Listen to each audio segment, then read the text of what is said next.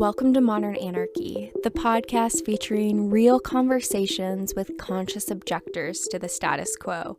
I'm your host, Nicole. I tried to keep her quiet, but she's screaming inside of me. I tried to keep her hiding, oh, shut up. I tried to keep her quiet, but she's a wild, wild woman.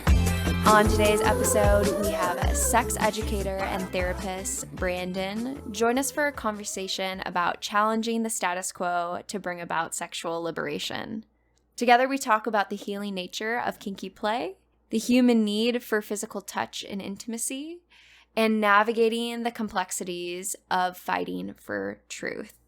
Dear listeners, this was such a special episode to record with Brandon and to edit back and think about the importance of more expansive ways of play and intimacy in our sex lives. I'm always telling people that if you want to see the effects of patriarchy, look no further than your own sex lives. I'll be the first to say that, going through purity culture and all of that upbringing, I was taught such restrictive ways of embodiment, such restrictive ways of connecting with other people. And, Brandon talked about people who feel like something is wrong with them for not enjoying the sex that they're having, and people who find out that maybe they're a little kinky, and that actually being the impetus to a whole sexual exploration. And I will say, I love vanilla, I do. But what I have found out is that I also love all 31 flavors of ice cream. And that those other flavors have actually made it much easier for multiple orgasms. And so, when we look at the DSM, the Diagnostic Statistical Manual of Mental Disorders, and I had mentioned this in the podcast, that there is a female orgasm disorder, and we're looking at high rates of prevalence of this disorder. And it just makes me wonder, maybe there's nothing wrong with us. Maybe there is actually a lot wrong with the sex education that we've been given. Maybe we've only been given one flavor of ice cream and we want the whole 31 flavors, y'all, okay? I am going to keep talking about those 31 flavors because I think that when we look at the high rates of prevalence of female orgasm disorder, we know that if this was any other disorder, there would be so much research going into what is going on here. And so, y'all, I am passionate about bringing this out into the, common discussion about what's going on.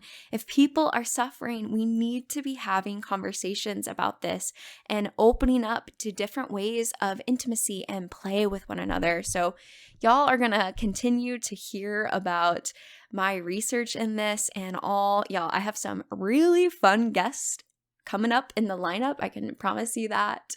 So definitely stay tuned each week. We're going to be diving into those 31 flavors more so. And also, I want to give a quick shout out to one of our newest Patreon members, Kirill. I hope I pronounced your name right. Thank you for joining the Patreon and for supporting the long-term sustainability of the podcast and all of this research.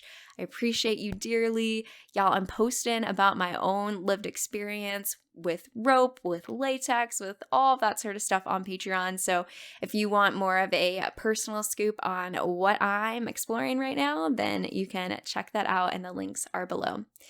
Y'all, I hope you enjoy today's conversation and learn a little bit more about what your own flavor profile might be from today's conversation. Y'all, tune in. Do you have any questions for me before we start? I would just love to hear from you what the intention of this podcast is. I'm so curious about it. This episode or the grand scheme of the podcast in general? The grand scheme. Like what started? Like, how did you start it? What was the impetus? Yeah, so the impetus was, I think, studying feminism and just so many ideas that I just wanted to get out in the world. Mm-hmm. And then there was specifically a situation, like the actual impetus was the person who had sexually assaulted me had contacted me after many years, and it created such discontent and I was so frustrated. And I went to my mentor at the time and I was like, there's so many fucked up things about the society that really need to change. Like, what do I do? And she was like, you need to start having conversations with people. And I was like, yeah, I do. And then the podcast kind of like formed from that, but it kind of expanded to much more, I think, because I come from a conservative background. And so, my mom and sister are Mormon. Like, there's so many conversations to bridge our gap of connection of how I see the world to their world.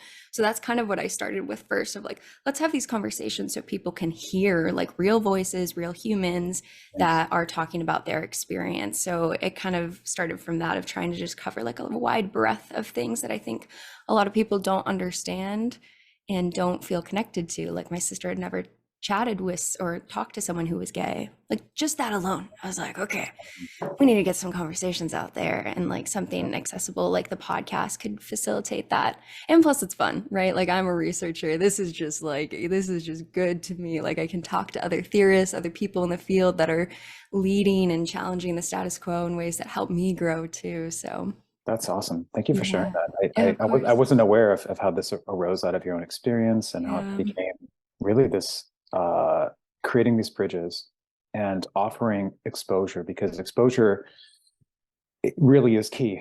And a lot of times we have so many resistances to it because it feels threatening. And to create an opportunity for folks to be exposed at their own, at more of a comfort level, right, at a distance, I think is crucial. Yeah. Yes. Absolutely. Absolutely. And there's something about, I think, a podcast that is unique in the connecting with a human experience and all the inflections, right, of that conversation and that dialogue compared to reading content. Obviously, that's important, but you don't get the same human connection in that, of hearing the voice and hearing the emotionality in someone's writing and pieces.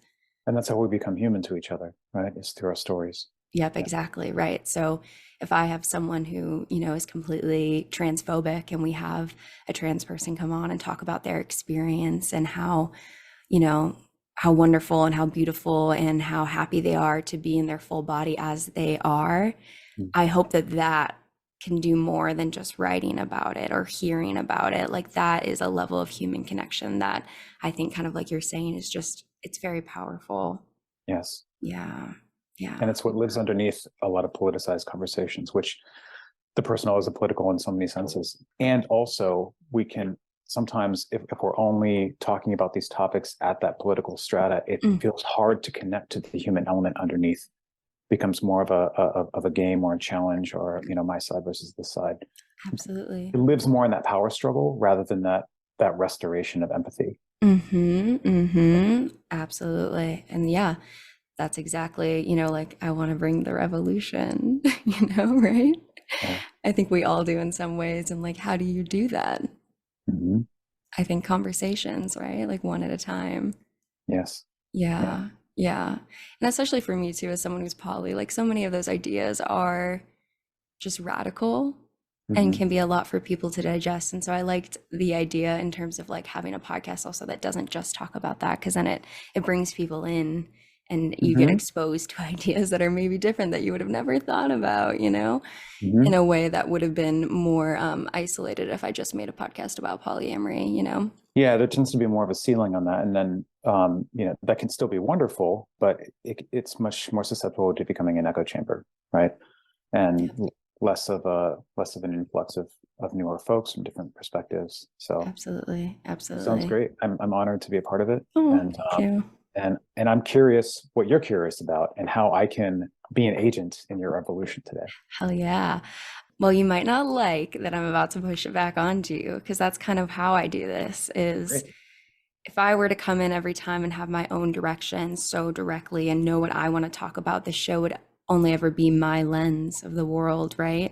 That's also why I really like to let the guest or have the guest choose who comes next. So then it's not me directing all of this, like, you were nominated by someone and you will nominate someone. And so in that, I take a step back and want to talk about what you want to talk about.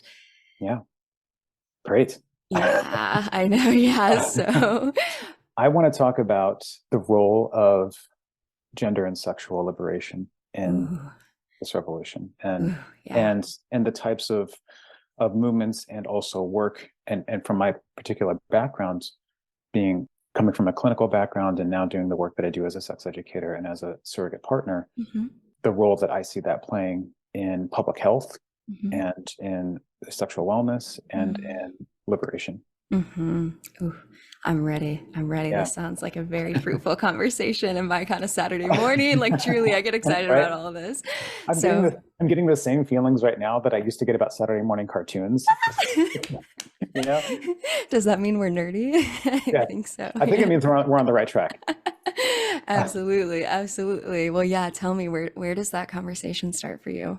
It starts with the core themes of safety, honesty, and play, and the role that those have in restoration and transformation. And that's why I do the work that I do. So a lot of people don't know or aren't familiar with surrogate partner therapy. In brief, it's a sex therapy, more than a sex therapy. It's actually, it's an intimacy modality that works in a triadic model. So a surrogate partner, right, is a trained and supervised professional who stands in as a relationship partner temporarily with a client who has extreme barriers to emotional and physical intimacy, right? And that could be due to a number of reasons. That could be history of trauma, genital pain, sexual naivety, right? Some people have never had a debut. Gender transitioning, so learning to be in their body in an intimate way or to negotiate from their authentic gendered experience when they've been socialized in a totally different way. That's one of the cases that I'm working on right now.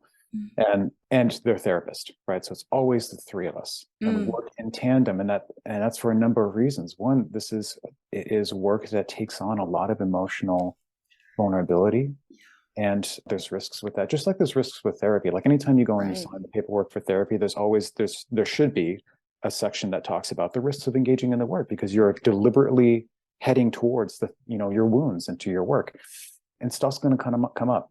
Yeah. Sometimes it's going to be super rough. Yeah.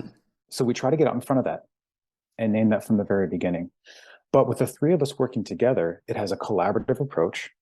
It flattens some of the hierarchy of power that can sometimes exist even in just the dyad of the therapist client. Right. So, and we all consult with each other. So after I meet with a client, right, if I have a surrogate partner therapy session with a client, I do a number of things. I have a meeting with their therapist, who is also going to meet with them following our session. I have a meeting with my mentor, who is a certified surrogate partner, so has a lot more experience than me. So I'm consulting 2 ways on that. And sometimes I might even have additional group supervision with my peers, just to add all of those checks and balances and make sure that I have my own support, for one. Right. And also to make sure that this work really can deliver on its goal, keeping me oriented towards the client goals, because it's really tough. We are deliberately setting ourselves up into an extremely vulnerable and intimate situation. We are engaging in relationship to even further degrees. I mean, you've heard about, I'm sure, people, how they can form bonds and attachments with their therapists, right? Yeah. And there's a lot of ethical protectors around that. There's still clinical distances there, right? Even with really close bonds with therapists, but surrogates are taking a step further in, right? And one of the biggest differences is that we engage in touch, right? And it's all contextualized, clinically directed touch activities when we get to those stages. But basically, what we're focusing on is establishing communication skills, relaxation skills, mindfulness. And the whole idea behind surrogate partner therapy is that we learn in real time how to co-regulate our nervous systems together, right? And in doing so, picking up tangible skills that can be remembered and practiced on their own, so then the client can develop self-regulation on top of that. And then when our work comes to an end, they have both a lived experience with another person who is also engaging in emotional and physical intimacy with them, and the skills that they've learned for regulating themselves and for communicating their experience and their needs and their limits with partners in the future, who they can then teach how to be with them. So that's in a nutshell, right? But it's the kind of thing every time I feel like I describe it for the first time to somebody, I'm like, I wish I would have had that. Oof, yeah. I wish my young, even before my own sexual debut. I mean, I think about I'm 41 years old, right? And it took me, if I could have had access to something like this half my life ago, what would have been different? Wow. Yeah. You know? Mm-hmm. So I feel really passionately about the work. And in terms of the liberation, I think sex education and skills for intimacy and wellness and learning how to have healthy relationships, communicate effectively, and to take care of oneself, that is liberatory work. Because if we do that and we generate more intimacy in our society, more skills for navigating conflict through vulnerability and less through gaming schemas, less through power struggles, non-consensual power struggles, I should say. Right, exactly. Because there are some real good power struggles that we should definitely be very having. fun. Very fun. I think that the better off we'll be, and the less reliant on really unhealthy coping skills and unhealthy social models we will be. Right. You know, and that little hint there is around power struggles is that I also come from a kink informed lens, being somebody that's what a transformative experience in my own life. I want to hear the whole story on that too. And continues to be, and it's very important to me. And and I bring that approach, and not all surrogate partners do, right? We all come from different walks of life. So I should say it's also rare for a surrogate partner to come from a clinical background. So I'm actually kind of a rarity in this world, having been a therapist myself. Yeah. Surrogate partners come from all walks of life. Some of them are yoga teachers, some are engineers, some, you know, are have adjacent professions as life coaches or something, you know, some such. Some are former sex workers themselves, right? So they bring these very different lenses, which is incredible, right? Yeah. And I come from a clinical background, which I think is a real boon in many respects. It's a challenge for me because I have to remind myself that I'm not the therapist in a relationship. So I like that I get to bring all of my learning and my skill to it, but I have to remind myself that there's somebody else in that role. And if I can remember that, it actually frees me to be more present as the partner. Right? So that's one thing I know that can be a challenge to coming from my background and not just shift into therapist mode. Right. But I also bring a kink informed lens. And I think that that's really crucial because, as we know, folks who are kink aware or identify as kinky themselves, when we're exploring our sexuality, there's a lot that gets lumped into a normative trajectory of intimacy equating sexuality through a heteronormative cis lens, right? And the further along you get on that, the healthier you are. And that is true for a lot of people, but it certainly isn't true for everybody. Right. And in fact, if we're going to do honest work where we're really openly exploring what turns us on and what we notice in our body when we're having different sensory experiences, different kind of consensual dynamics at play, many people have found that their sexuality, what they would define as a sexuality, actually lives outside of even genital contact. It lives within what we would call a kink context, which at the end of the day, I think all of that is the normal range of human sexuality. At the end of the day, I am in agreement with you. Yes. So that's a lens that I bring to this work too, because what I don't want to do is, and I don't think most surrogate partners do this, but what I don't want to do is give a client the impression that I'm going to set them on some sort of prescriptive track, and we're going to get to, you know, penetrative heteronormative sex, and that's going to be their cure, right? That's how they're going to know that they've made it. That's how they're going to know they're healthy, and that's what they should be able to do in a healthy relationship. I don't do that. I don't front load any of that crap. Amazing. Yeah. We explore in real time. We learn how to play together. You know, we learn, and that playfulness, that alone, the experience of play, which is like, I think from a nervous system standpoint, is activation without fear, right? So feeling the activation features in our body, similar to ones that might come online when we feel threatened or we feel afraid, but we feel them in an exhilarated way. We feel them in a playful way. Right. Being able to re-experience that, which we take for granted as children because we do it all the time. But as adults, it gets trained and squeezed out of us by the rigors of having to perform adulthood in our society and the pressures around that. And so just simply restoring play is a core feature of it, because then we can say, well, what lives in that state of play? What else is in there that might have been forgotten or marginalized? What can we pick up in that place? And how does play allow us to explore? When we play, we feel safe, right? And when we feel safe, we feel open. When we feel open, we feel adventurous, right? And so establishing a connection that has a secure base, right? Which we do through a lot of communication and negotiation, setting boundaries, right? Talking about limits, doing a lot of radical communication around that. You know, this is before we ever get to any touch. Right. And then every tiny step along the way, We do consent games.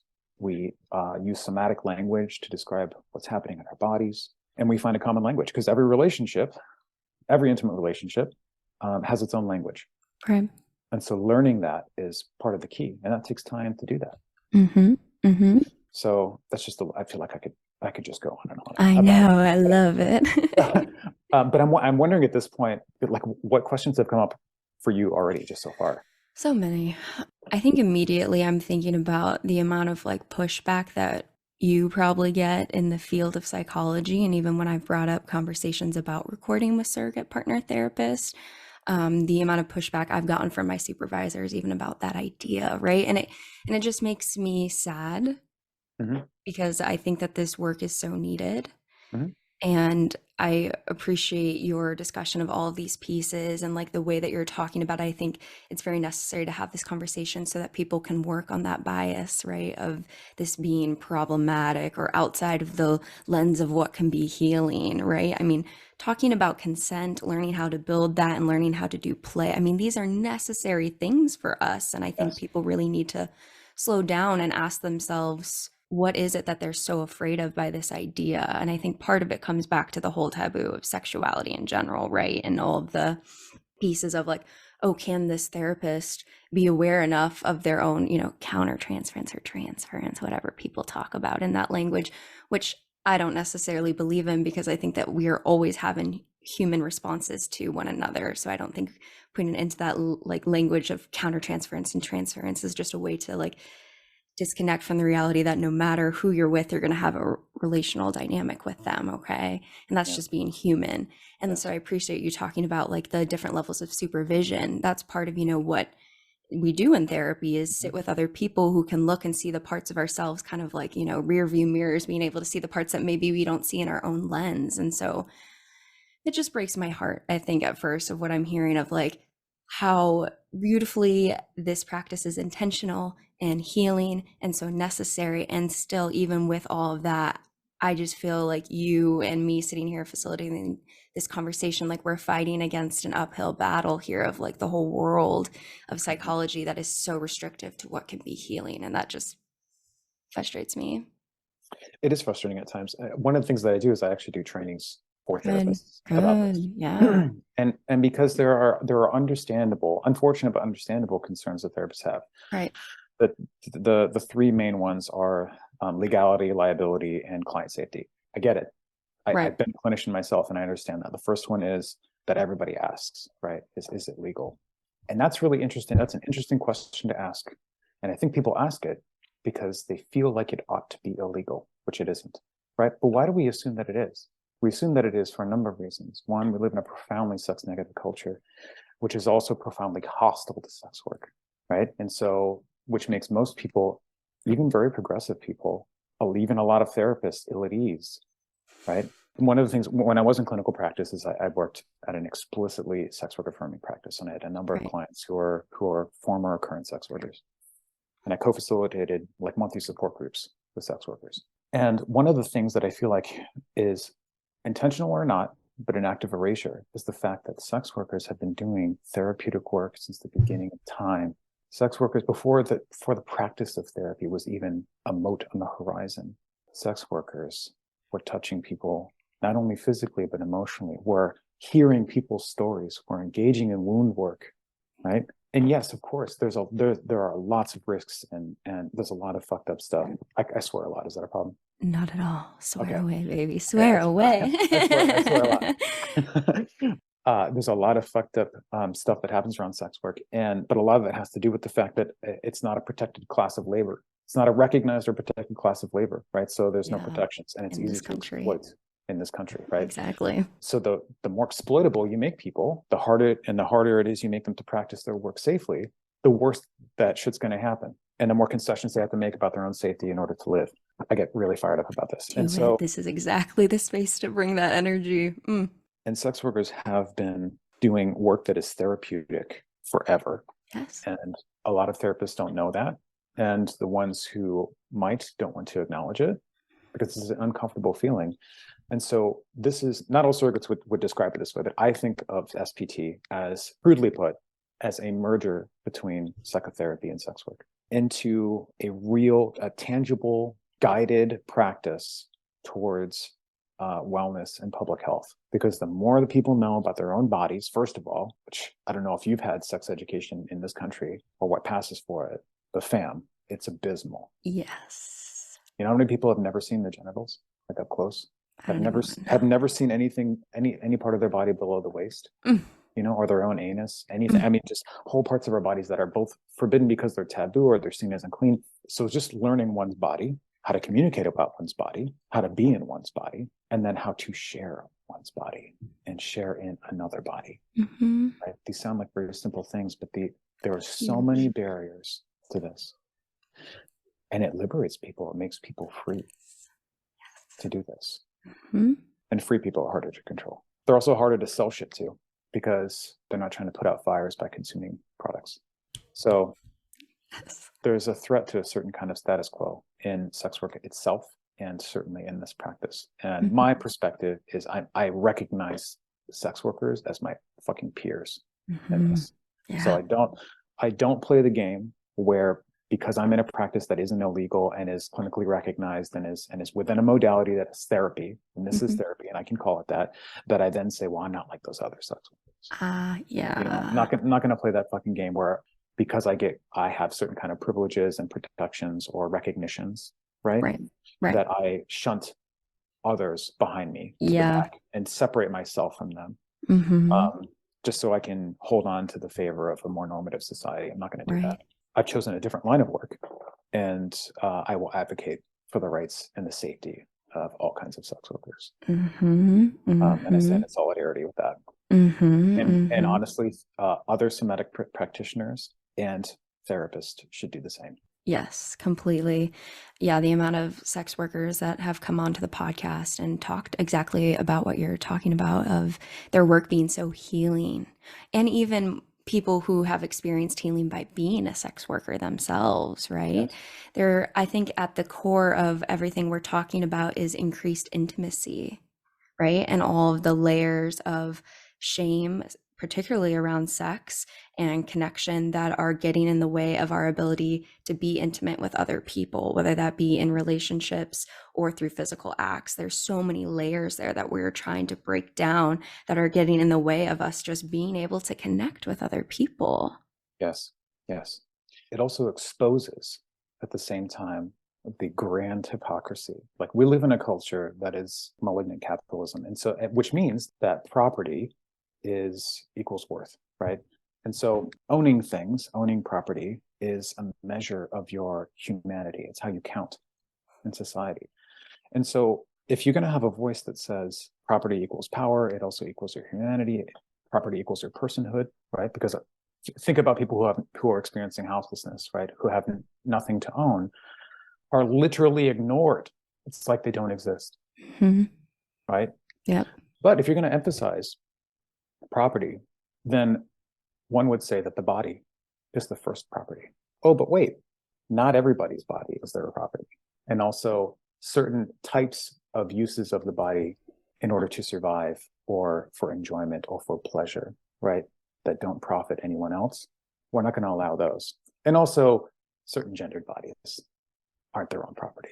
And so their own health and wellness and reproductive and pleasure choices can't count for them. So there's a challenge to the order of things in both the liberation of sex work and even just acknowledging it as legitimate work. And certainly my line of work too, right? It begs the same question, and it makes a lot of people uncomfortable. And people need to get uncomfortable because we don't learn otherwise. Yeah. Yes. And I don't understand quite literally the argument against it in many ways, right? If, as someone who's a therapist, I am opening myself up to a relationship with a client, right, that is going to affect me. I think so many people in the psychology field are like, oh, there's so much harm for sex workers and the potential for that. And I mean, I think that's part of like what we said earlier of it not being a recognized profession that should be protected and have unions and other sorts of things that are there for that. But as a clinician, like I'm also opening myself up to a lot of harm and putting my brain and my emotional capacity in relationship with another person. And a sex worker is doing that and adding aspects of their body or other forms of energetic connection, right? Like when we look at it that way, like really, what is the difference? Under capitalism, we're both selling parts of ourselves. I'm selling my time, energy, and Right. emotional labor, and they're doing that and their bodies, right? Like, or whatever form of connection. What's the difference there other than a societal judgment on sexuality? Mhm. I don't even get the argument. You know, like when we really sit with it, I just don't get it at this Mhm. point. Mhm. Yeah, there's some flimsy arguments around, around public health, which is how a lot of laws were framed early on, right? Mhm. Anti-prostitution laws were around, outbreaks of like what used to be called venereal disease. You know what actually makes a difference with that? Not making sex work illegal, but funding sex education and making safer sex practices funded and Mhm. accessible to the public and free. That's how you do that. Yep. Exactly. Exactly. Yep. It's like the same thing with outlawing abortion, right? It's like if you Yes. don't want people to get pregnant, maybe we start with better sex education, we start with contraception, we start with other things, right? They're not aiming at the right spot. Or I guess they are with their own societal thinking, but it's so problematic that it just drives me nuts at this point. And the data doesn't support any of Right? those platforms. Right. At the end of the day, like no public health data supports any of those like moralistic agendas. It doesn't. So it doesn't work. The other core element of why SPT is important, because it has a similar impact to sex work, which is we are creatures that are made for touch. It literally helps form our brains and our nervous systems. Mm-hmm. When infants don't receive touch, they uh their brains don't develop properly. They can even die, They can die. Exactly. Yep. right? Yep. We know that, and from a clinical standpoint too, the experience existentially and somatically, the experience of isolation drives human beings literally insane Mm-hmm. and can draw out truly aberrant behavior, including suicide. Mm-hmm. We're not made to be isolated, Mm-hmm. right? And touch Yeah. is a huge portion of our connection. Mm-hmm. Right? We have magnificent capacities for language and technology that helps us see face to face. Yeah. But there's no substitute for touch at the end of the day. And especially if we're seeing each other as nervous systems that have old tracks for trying to survive horrific experiences and trauma, we have tracks that are well laid, right? Mm-hmm. That was us doing our best as an animal to survive. If Right. we want to build new track, like that old track's not going anywhere, it's going to stay there.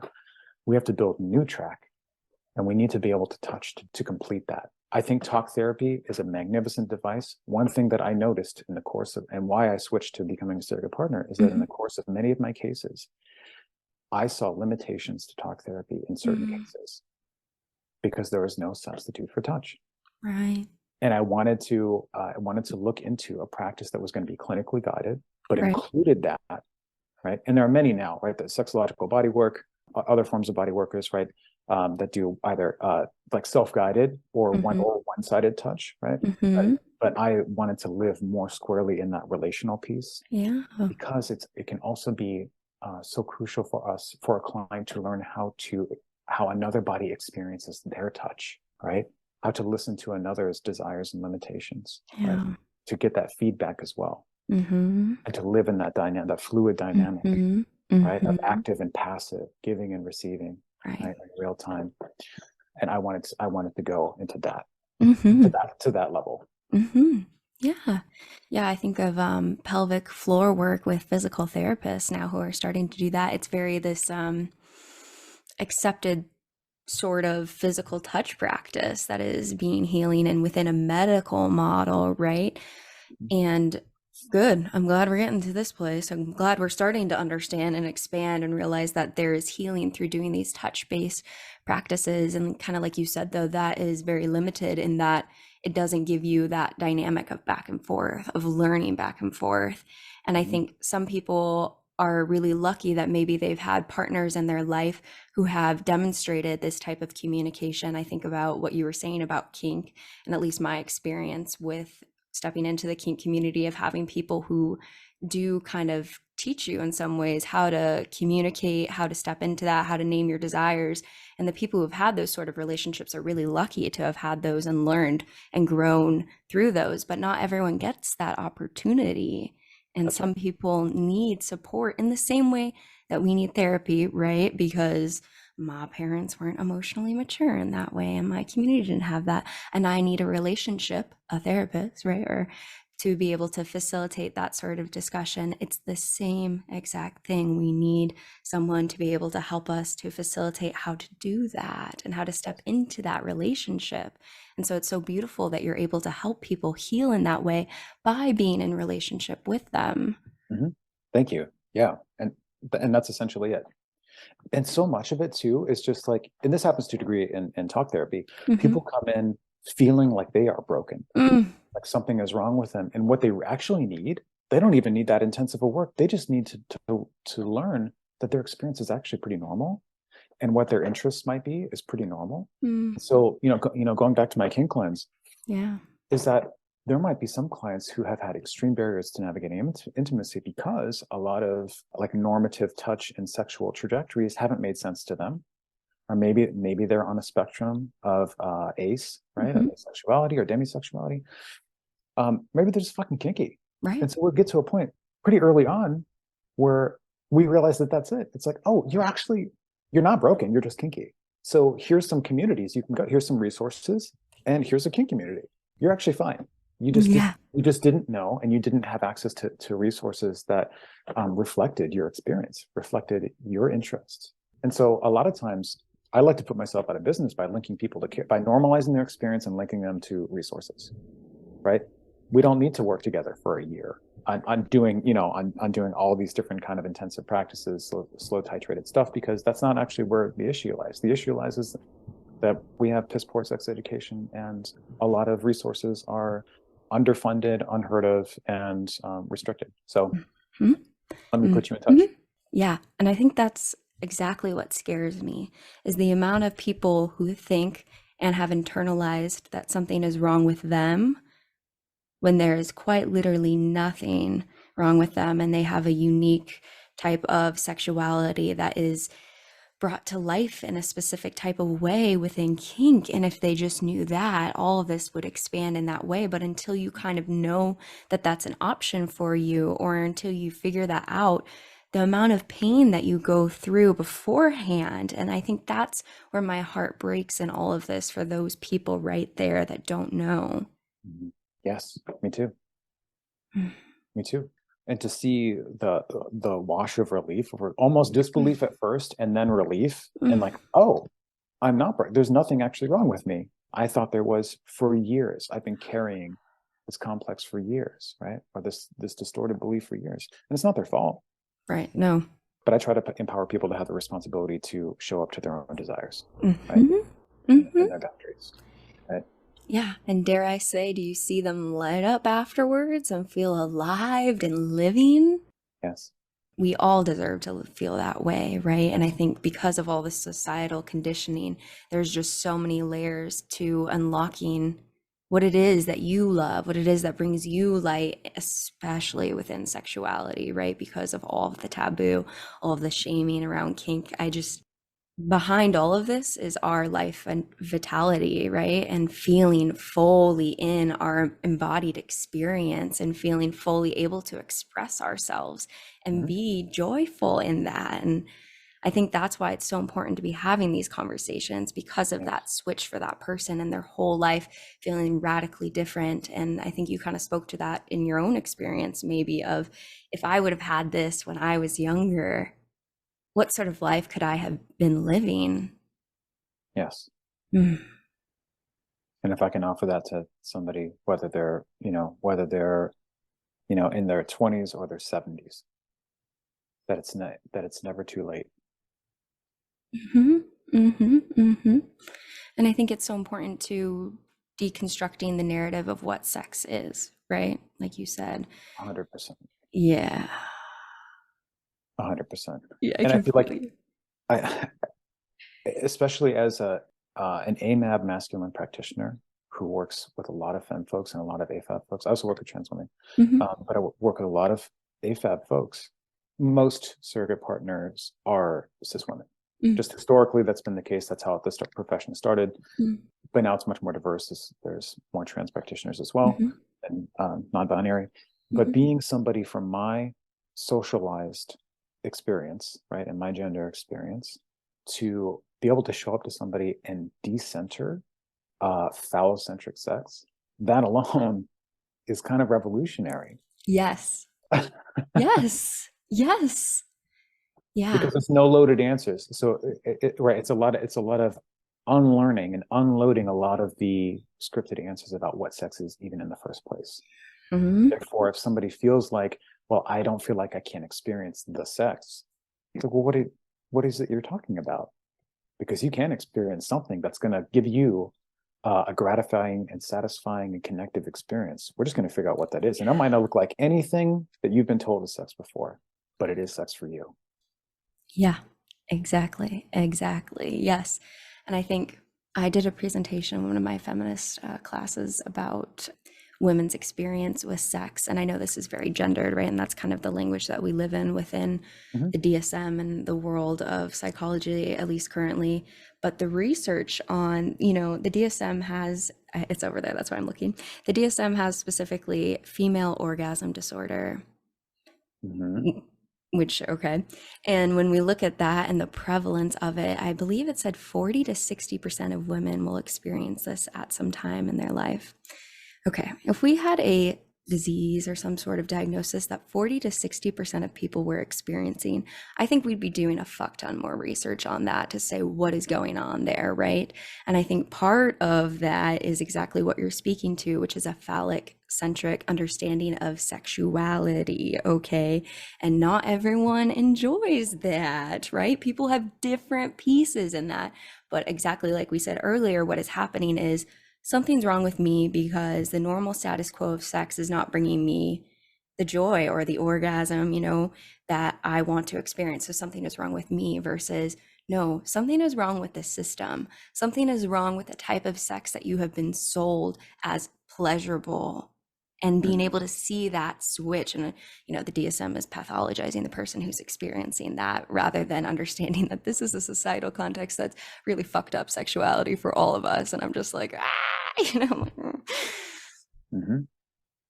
crazy. I just can't go over that amount of statistic. And like, if we knew 40 to 60%, like that's normal then at that point, right? Like 50% of people experiencing that's normal. That's not abnormal anymore. And we really got to be asking questions about what that means.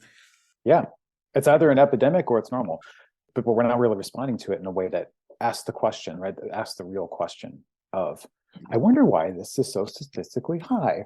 Yeah, it's a good question. Yeah, I wonder what's going on with women. And that's the whole thing, right? Originally, the whole context was they're so complicated and the female orgasm is so elusive, like that whole thing. When really, I think we kind of like we started this conversation, we are still getting out of a heterosexual, phallic-centered understanding of sexuality. And I think all of that, less than 100 years ago, women were property, women, marital rape wasn't considered rape, right? All of these pieces are why we are still suffering from this and even trying to get out of an understanding of gender and sexuality that's based specifically on these restrictive binaries. I mean, like, this is how we got to this space. And I think kink is a whole other added layer where within the psychology field, any sort of sexuality was supposed to be purely pleasurable and non-pain based, which I understand pain is pleasure, right? But like any sort of time, I know, right? Any sort of time that there was pain, they were like, well, that's actually maladaptive. That's not normal. That's all this sort of stuff. So like,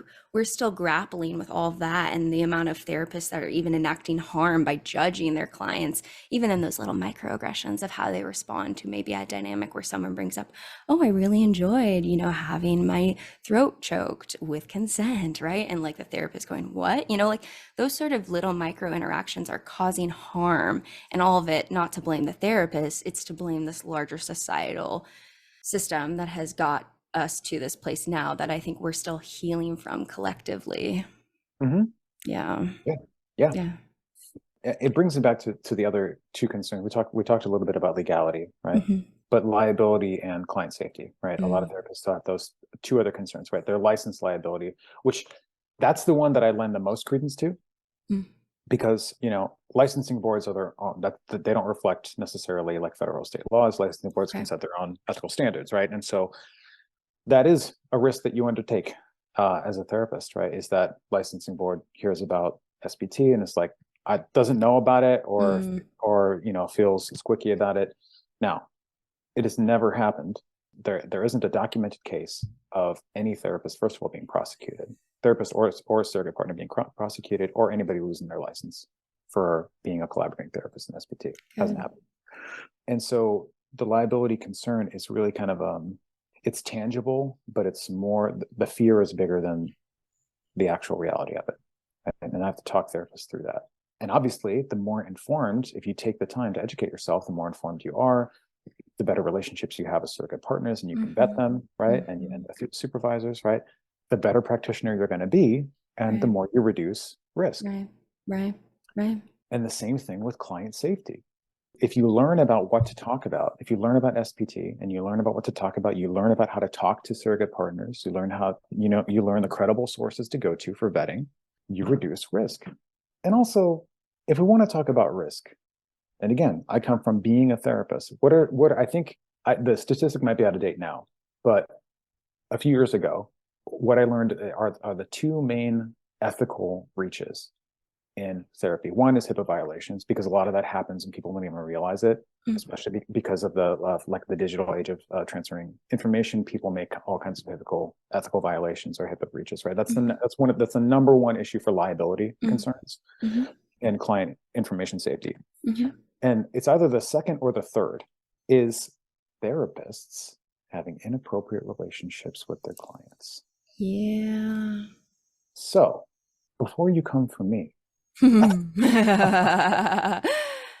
let's look in our own house, right? And I also know statistically that happens more often with male identified therapists, right? Exploiting power dynamics with vulnerable female clients. Which again is not a femme problem. It's not a women's problem. That is a men's problem, which we should be talking about and elevating. But what we don't do is look at another profession that is intentional and informed and deliberately modeled to assist with client goals and barriers to intimacy, and say, well, we can't have, because we have this problem in our house here, we can't have you being loud and mucking about. No, we're part of the solution. Right. And just like with therapists, there are you get a range of practitioners. And I don't know about you, but I know I have met plenty of therapists who ought not be doing what they're doing, but really ought not to be doing what they're doing. That's going to be true in any profession, right? And I'm sure it's the case. I'm sure it's also the case in SPT. Human. You're right. It's humans, right? And we're working with intimacy. We're working with feelings, right? So, and we're working with bodies. So, but it's easier to look at a pronounced risk with us, A, because there's more taboo surrounding it, and B, we become the projection for what's already happening in the house of therapy. Right. The projection of that, of that risk or of that fear. Right. Yeah. I think when you were talking about the legalities, I think it's an important thing for all people to sit back and think, as therapists and clinicians or anyone trying to do healing in the world, right? The point is healing.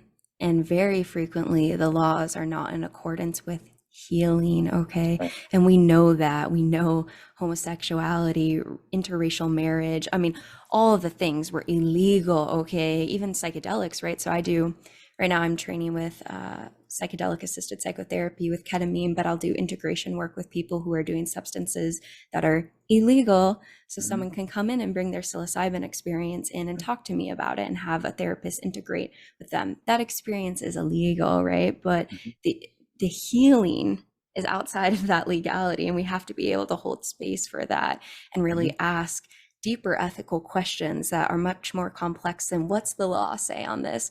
And I think that's part of the whole thing too, where therapists get afraid and then they're like, and then I even want to push you more. So I'm like, okay, so why did you come into this profession?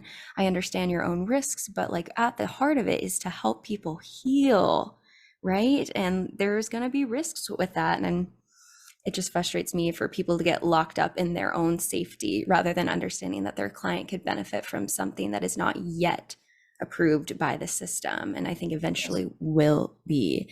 And I had to read Women in Madness for my feminist therapy class, which specifically had this whole section about male identified therapists that would have sex with their female clients, and reading transcripts of their experience of what that was like. And I think you're not even comparing the same thing, like not even close. And so I'm glad we're having this conversation, because what happens in those dynamics is a therapist who uses their power dynamic for in a lot of different ways, manipulate the client to think that they're the special one, to think that they're the only one doing this, to think that quite literally some of the transcripts I was reading was that this was their only way to healing, is that they have to do this, right? And like that model is not even comparable to what you do of having consent from day one and voluntary consent, rather than manipulating the power of that dynamic to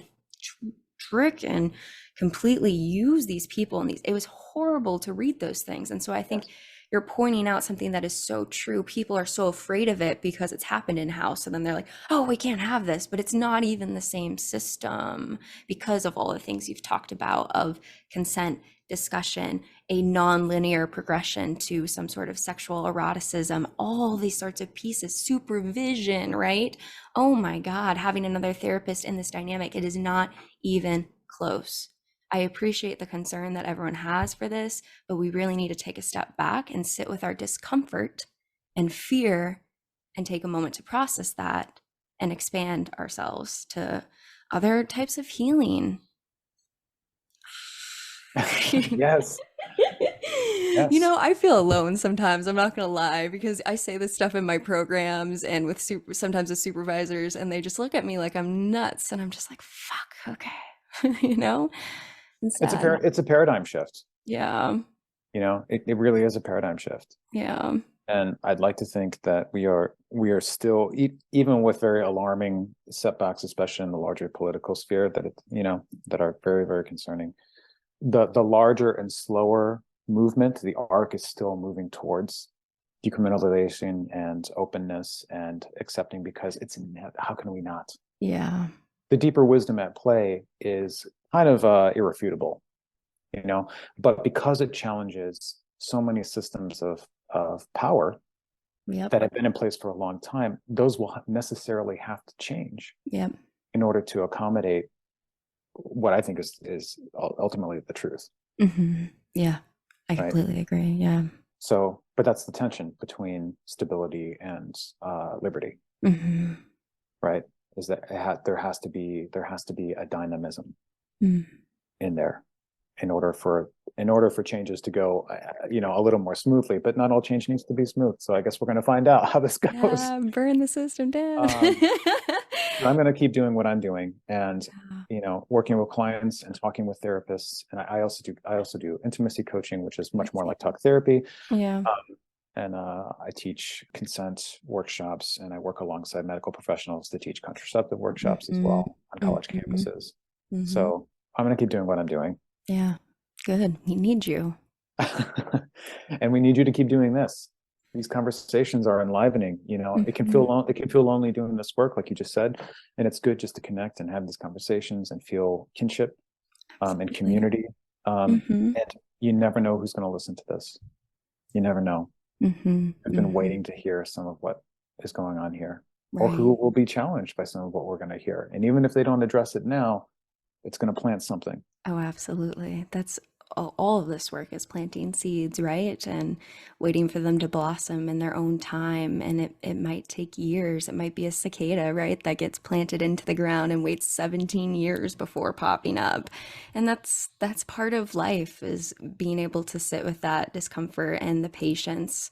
And I think that's our thing that we have to process too. And I want change now, that it's slow, but you're right. It's conversations like this that I think are going to bring about that change, when people can sit with that discomfort to open themselves up.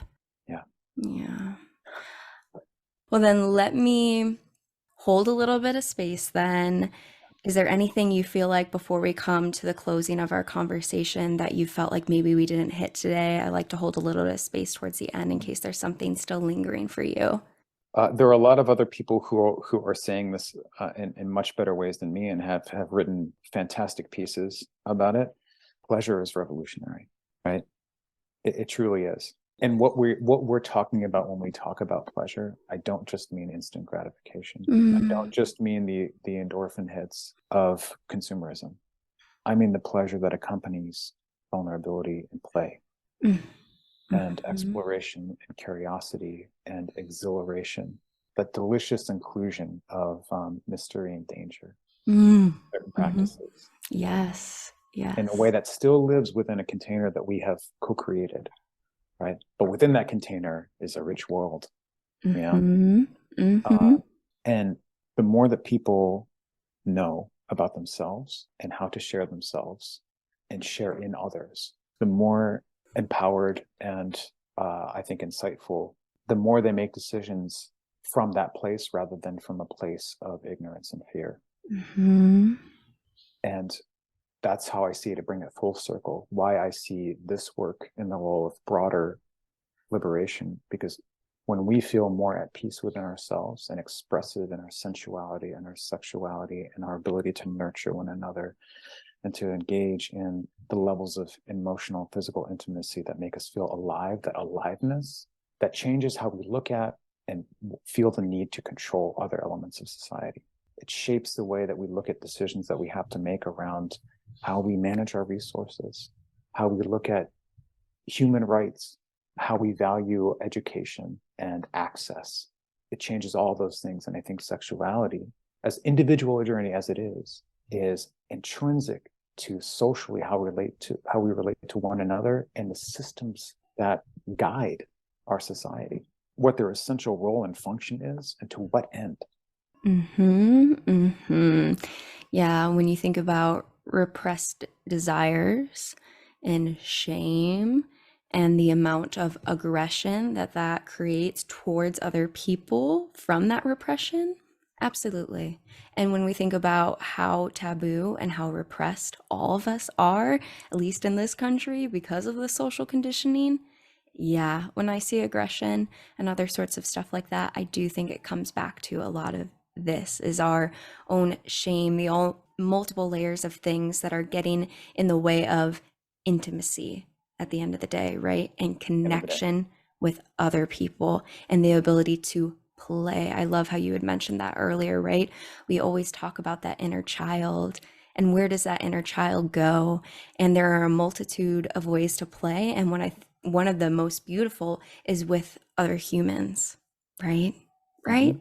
And at the core of all of this is our ability to play with other people and to feel love and to feel connected to something larger than ourselves, all other people in that way. So I think absolutely connection to yourself, your eroticism, letting go of shame, all of that is related to a grander revolution in terms of all these other societal factors. So yes, yes.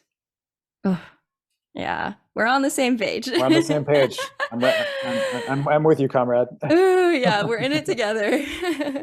Well, then let me ask you the one question that I ask everyone on the podcast, which is, what is one thing that you wish other people knew was more normal? Their sexuality.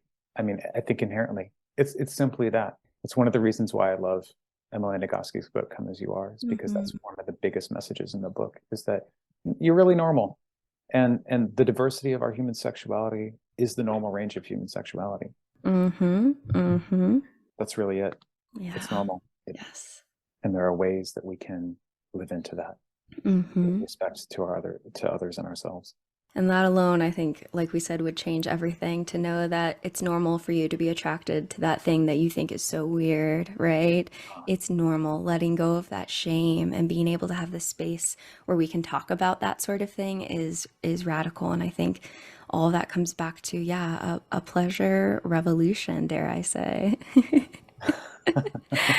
Well, it was so lovely to have a conversation with you and to learn about, yeah, your experience and the beautiful healing work that you're doing.